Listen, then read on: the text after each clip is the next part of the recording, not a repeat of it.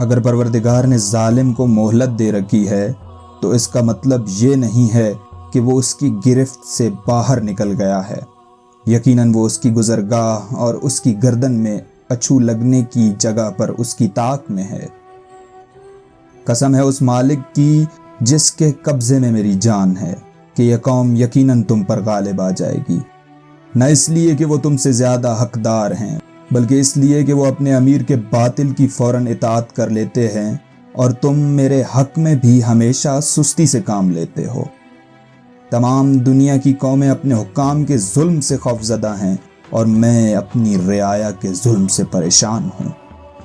میں نے تمہیں جہاد کے لیے آمادہ کیا مگر تم نہ اٹھے، موعظہ سنایا تو تم نے نہ سنا، علل اعلان اور خفیہ طریقے سے تمہیں دعوت دی لیکن تم نے لبیک نہ کہی، اور نصیحت بھی کی تو اسے قبول نہ کیا۔ تم ایسے حاضر ہو جیسے غائب اور ایسے اطاعت گزار ہو جیسے مالک۔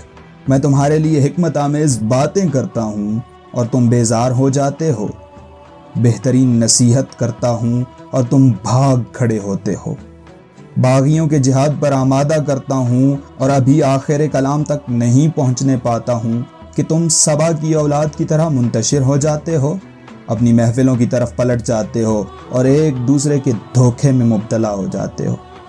میں صبح کے وقت تمہیں سیدھا کرتا ہوں اور تم شام کے وقت یوں پلٹ کر آتے ہو جیسے کمان۔ تمہیں سیدھا کرنے والا بھی عاجز آ گیا اور تمہاری اصلاح بھی ناممکن ہو گئی۔ اے وہ قوم کہ جس کے بدن حاضر ہیں اور عقلیں غائب، تمہاری خواہشات گوناگوں ہیں اور تمہارے حکام تمہاری بغاوت میں مبتلا ہیں۔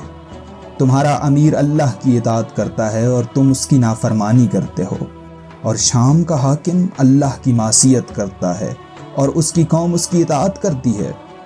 خدا گواہ ہے کہ مجھے یہ بات پسند ہے کہ معاویہ مجھ سے درہم و دینار کا سودا کر لے کہ تم میں سے 10 لے کر اپنا ایک دے دے۔ کوفے والو، میں تمہاری وجہ سے 3 طرح کی شخصیات اور 2 طرح کی کیفیات سے دوچار ہوں۔ تم کان رکھنے والے بہرے، زبان رکھنے والے گونگے اور آنکھ رکھنے والے اندھے ہو۔ تمہاری حالت یہ ہے کہ نہ میدان جنگ کے سچے جواں مرد ہو اور نہ مصیبتوں میں قابل اعتماد ساتھی۔ تمہارے ہاتھ خاک میں مل جائیں۔ تم ان اونٹوں جیسے ہو جن کے چرانے والے گم ہو جائیں کہ ایک طرف سے جمع کیے جائیں تو دوسری طرف سے منتشر ہو جائیں۔ خدا کی قسم میں اپنے خیال کے مطابق تمہیں ایسا دیکھ رہا ہوں کہ اگر جنگ تیز ہو گئی اور میدان کارزار گرم ہو گیا تو تم فرزند ابو طالب سے اس بے شرمی کے ساتھ الگ ہو جاؤ گے جس طرح کوئی عورت برہنہ ہو جاتی ہے۔ لیکن بہرحال میں اپنے پروردگار کی طرف سے دلیل روشن رکھتا ہوں اور پیغمبر کے رستے پر چل رہا ہوں۔ میرا رستہ بالکل روشن ہے جسے میں باطل کے اندھیروں میں بھی ڈھونڈ لیتا ہوں۔ دیکھو اہل بیت پیغمبر پر نگاہ رکھو اور انہی کے رستے کو اختیار کرو، انہی کے نقش قدم پر چلتے رہو۔ وہ نہ تمہیں ہدایت سے باہر لے جائیں گے اور نہ ہلاکت میں پلٹ کر جانے دیں گے۔ وہ ٹھہر جائیں تو ٹھہر جاؤ اور اٹھ کھڑے ہوں تو کھڑے ہو جاؤ۔ خبردار ان سے آگے نہ نکل جانا کہ گمراہ ہو جاؤ اور پیچھے بھی نہ رہ جانا کہ ہلاک ہو جاؤ۔ میں نے اصحاب پیغمبر کا دور بھی دیکھا ہے مگر افسوس تم میں ایک بھی ان جیسا نہیں ہے۔